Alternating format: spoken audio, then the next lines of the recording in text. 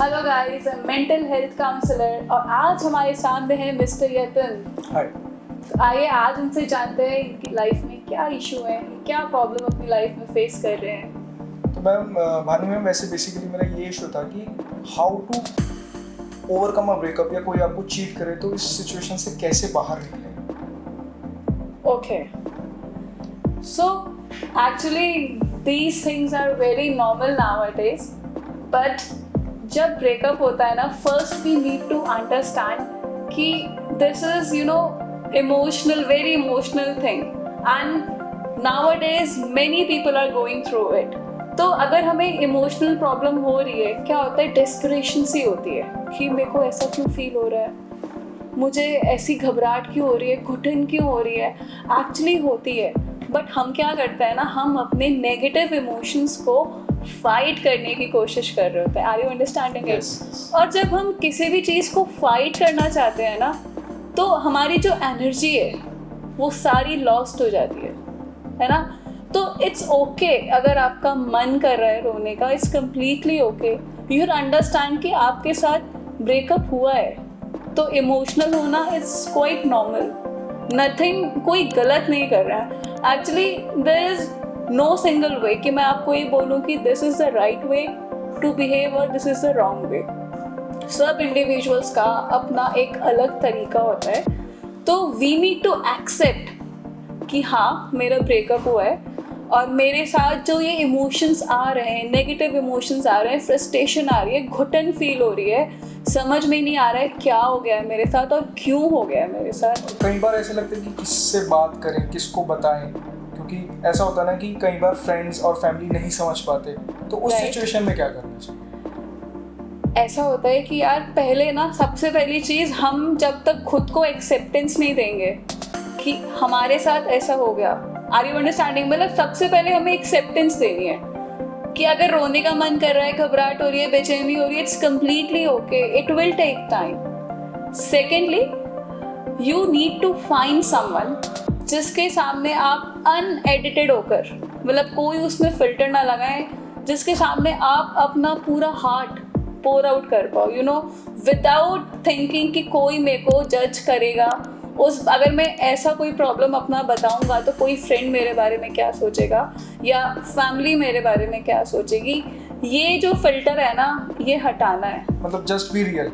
Just be real, क्योंकि eight times ना हम सोसाइटी की बहुत परवाह करते हैं। मतलब ये फेयर कहीं ना कहीं एज अ ह्यूमन हमारे में रहता ही है कि अगर मैं अपनी फैमिली में बताऊंगा तो घर वाले क्या सोचेंगे, या वो परेशान हो जाएंगे, या मैं अगर फ्रेंड्स में डील कर दिया, फ्रेंड्स में रिवील कर दिया, तो वो लोग कहीं मेरा इशू ना बनाए, मजाक ना बनाए, कोई समझेगा नहीं समझेगा, बहुत सारे फियर्स होते हैं। बट इस समय ना आपको सिर्फ खुद को प्रायोरिटी देनी है। That is what most important is कि पहले हमने एक्सेप्ट किया, फर्स्टली जो भी नेगेटिव इमोशंस हैं, रोना आ रहा है, घुटन हो रही है, उसको एक्सेप्ट, उसमें कुछ गलत नहीं हो रहा है। हम लोग क्या करते हैं ना, हम लोग उससे फाइट करने की कोशिश करते हैं। तो जब हमारा मन एक्सेप्ट कर लेगा कि ये चीज़ हो गई और ये सब जो मेरे साथ हो रहा है, it's quite normal, I am a human being. क्योंकि कई बार ऐसा होता है कि क्लोजर नहीं मिल पाता कि ब्रेकअप का असली रीज़न था क्या, तो कई बार परेशानी उस वजह से भी लोग फील करते हैं। सी, जब हमारे साथ सिचुएशन ऐसी हो ना कि हमें रीज़न ना समझ में आए, तो अगर आप अपनी फीलिंग्स के लिए तो श्योर हो ना कि I haven't done anything wrong, है ना, एंड जो आपका पार्टनर है, अगर आपको रीज़न नहीं मिल पा रहा है, तो इसमें then why you need to worry, जब आपने कुछ गलत करा ही नहीं है and the second person is doing something wrong with you. और फिर जहाँ तक मुझे लगता है कि जब हम प्यार की बात करते हैं तो हम सामने वाले की फीलिंग्स को भी तो रिस्पेक्ट करते हैं ना।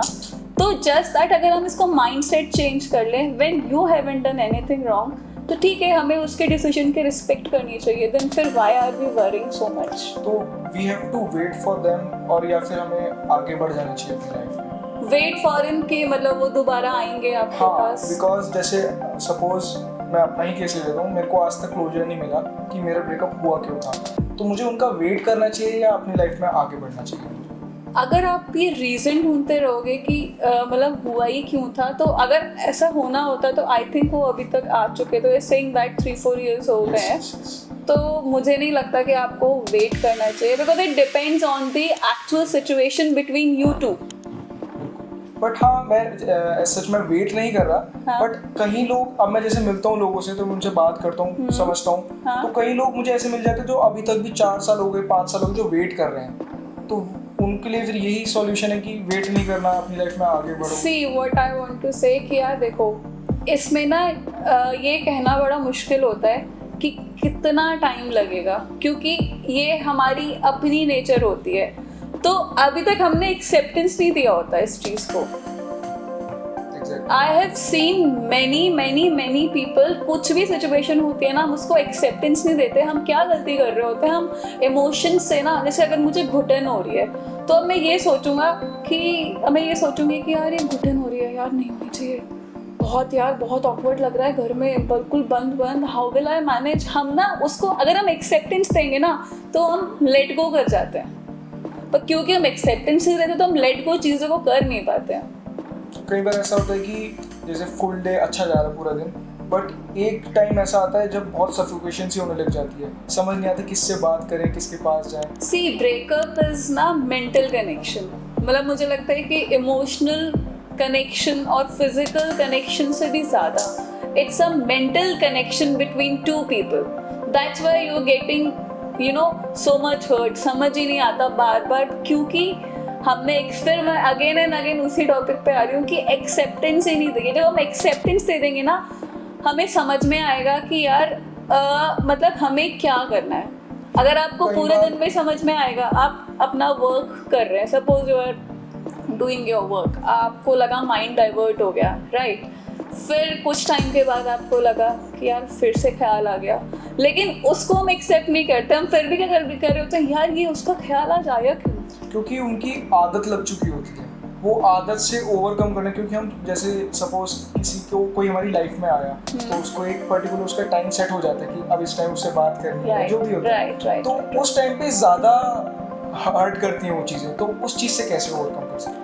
वो ज़्यादा हर्ट करती हैं, बट ये भी ना, मतलब इसका कोई टाइम फिक्स नहीं है कि मैं आपको बोलूँ कि अगर आप 6 मंथ्स ऐसे करो तो आप हील अप हो जाओगे। बेसिकली इट्स एक्सेप्टेंस, और हमें खुद को टाइम देना पड़ता है। और इट्स नॉट फिक्स कि it may take 2 months, it may takes 2 years, it may takes more than that. It's basically depending कि हम अपने आप को कितना हमने एक्सेप्टेंस दे रखा है और हम कैसे लाइफ में आगे बढ़ रहे हैं। देखो, अगर आप सिचुएशन में ये सोचोगे ना कि यार सामने वाले का डिसीजन था और अगर मैंने उससे प्यार किया है, I need to respect her decision, चाहे उसके बेस पे रीज़न कुछ भी रहो, may be any reason, but आपको व्हेन यू आर श्योर कि आपकी तरफ से कोई मिस्टेक नहीं थी, तो फिर आपको उसके डिसीजन को रिस्पेक्ट करते हुए इस चीज़ से हमें ऐसे ओवरकम करना चाहिए। तो जैसे आजकल मैं देखता हूँ कि लोग काफ़ी पार्टनर्स अपने जल्दी चेंज करते हैं, वो रिबाउंड करते हैं कि जैसे आज किसी और के साथ हैं, 2 महीने बाद किसी और के साथ। तो क्या वो चीज़ ठीक है या नहीं? वो उसका फिर वो मेंटल कनेक्शन नहीं होता, because if you are connected with someone mentally ना, आप ये कर ही नहीं सकते। फिर वो इन्फैचुएशन होती है, फिर वो आपका जिसे कहना चाहिए ना एक real connection, what I'm saying कि mental connection above emotional and physical, it's a mental connection। इसका मतलब you are not connected mentally। अगर आप किसी से mentally connected होते हो ना, तो आप इतनी जल्दी you cannot change your partner। तो बेसिकली हमें अपने आप को टाइम देना चाहिए, और बेसिकली कोई लिमिट ना हो माइंड में कि 3 साल हो गए या 2 साल हो गए या 6 साल हो गए। Just let go the things. जो इमोशंस आ रहे हैं, आपको याद आ रही है ना, आपको लग रहा है कि यार मेरे को उसकी याद आती है, मेरे को आदत पड़ गई, जस्ट मतलब कुछ उसमें गलत नहीं हो रहा है, लेट गो दैट इमोशंस आने दो, बट उससे फाइट करने की कोशिश मत करो, आपकी एनर्जी सारी ड्रेन हो जाती है। तो जैसे सपोज कई बार ऐसा होता है ब्रेकअप्स में, कपल में एक पार्टनर को क्लोजर नहीं मिलता, तो उसको वेट तो नहीं करना चाहिए जैसे आपने बताया। तो कई बार ऐसा होता है कि वो अटक जाता है। क्लोजर का भी टाइम लिमिट होता है ना, बट अगर आप बोल रहे हो कि वो बहुत लंबा हो गया, तो फिर आप कब तक पूरी ज़िंदगी वेट करोगे? पता लगेगा दूसरा वाला तो जो पार्टनर था वो तो आगे भी बढ़ गया अपनी लाइफ में, और आप उनके चक्कर में वेट करते रह गए, तो स्पॉइल किसकी लाइफ हुई, उनकी या आपकी? तो कुल मिला के मतलब बेसिकली में ज़्यादा वेट नहीं करना। सी इफ़ यू थिंक कि आपको ऐसा लगता है कि यार कुछ कनेक्शन तो है कि वो वापस आ जाएंगे, बट वो आ नहीं रहे, तो उसकी भी एक लिमिट होती है ना, आप कब तक कोई चीज़ का वेट करो। बट अगर साइंस भी नहीं आ रहे सामने से तो हमें फिर एक्सेप्ट कर लेना चाहिए। एक्सेप्ट कर लेना चाहिए। एंड पता है, it's don't take it so personally कि ऐसा मेरे साथ ही क्यों हो गया, it is happening all over the world. जैसे हम स्कूल जाते हैं ना, अब स्कूल में डांट पड़ती है, अब मैं उसको पर्सनली नहीं लग जाऊँ कि डांट क्यों पड़ गई, बट स्कूल है तो डांट तो पड़ेगी। It's like that. And when you are not wrong, when you are clear in your thoughts कि I haven't done anything wrong, जो हुआ सामने वाले की तरफ से हुआ, तो फिर हमें उसके डिसीजन की रिस्पेक्ट करनी चाहिए और अपनी लाइफ में आगे मूव ऑन करना चाहिए। और मूव ऑन करने की कोई लिमिट नहीं है, वही आई एम टेलिंग यू कि इट मे टेक 2 months और 2 years और 5 years, बट अगर आप एक्सेप्ट कर लोगे ना इन चीज़ों को कि दिस इज़ नॉर्मल, अगर ब्रेकअप होता है तो ये कंडीशन होती है, मुझे टाइम लगेगा, फिर आप लेट को कर पाओगे सारे इमोशंस को। हम ना उसको बहुत इम्पोर्टेंस दे रहे होते हैं एक्चुअली। जब हम किसी चीज़ को इम्पोर्टेंस देते हैं ना, तो हम कभी भी उससे मूव ऑन नहीं कर सकते। तो सपोज अभी मूव ऑन कर लिया अभी, तो अब किसी और के साथ रिलेशनशिप में आना चाहिए या नहीं आना चाहिए? कई बार कपल्स लोग मतलब इसलिए भी परेशान रहते हैं कि नहीं, it's your decision only.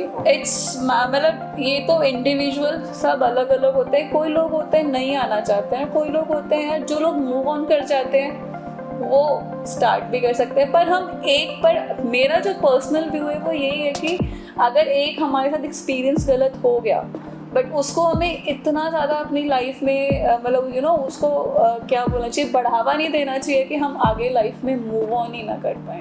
When you have done your 100%, आपने सब कुछ करके देख लिया, तो ब्रेकअप होता ही क्यों है? या ऑब्वियसली जब हम एडजस्ट करने की कोशिश करते हैं हर पॉइंट पे, अबव ऑल नहीं हो पाता है, तभी तो हम इस डिसीजन पे आते हैं ना कि वो बॉन्ड खत्म करना, कि वो बॉन्ड अब मतलब बहुत हो गया, नहीं समझ में आ रहा, तो या तो आप रोज रोज उसको प्रॉब्लम झेलो और या फिर लेट गो करो।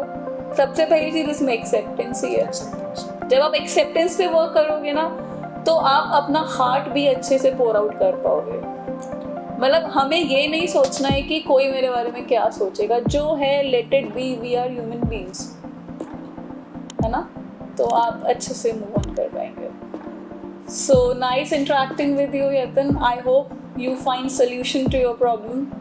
It was nice interacting with you. क्योंकि ये प्रॉब्लम मैं फील कर पा रहा हूँ आजकल, ऑलमोस्ट 90% यूथ इसी प्रॉब्लम से फेस कर रहा है। Agree, super agree. हाँ जी, तो फिर मेरा यही आज क्वेश्चन था आपसे कि इस बारे में बात करते हैं, तो काफ़ी अच्छा लगा आपसे बात करके। Thank you so much. और मेरा सारे यूथ्स को यही मैं कहना चाहूँगी कि अगर ये इश्यूज आपकी लाइफ में भी हैं तो प्लीज़ इसको डील करने के लिए सबसे पहले एक्सेप्टेंस दो। हम एक्सेप्ट नहीं करते, अपने इमोशन से हम खुद ही फाइट करना चाहते हैं और ऐसे लगता है बस जल्दी से बाहर आ जाएं। गाइस, ऐसे नहीं होता है, इट्स अ मेंटल कनेक्शन, है ना? So I hope you all can understand this and you all can follow also in your life. That's it, thank you and do subscribe ma'am's channel.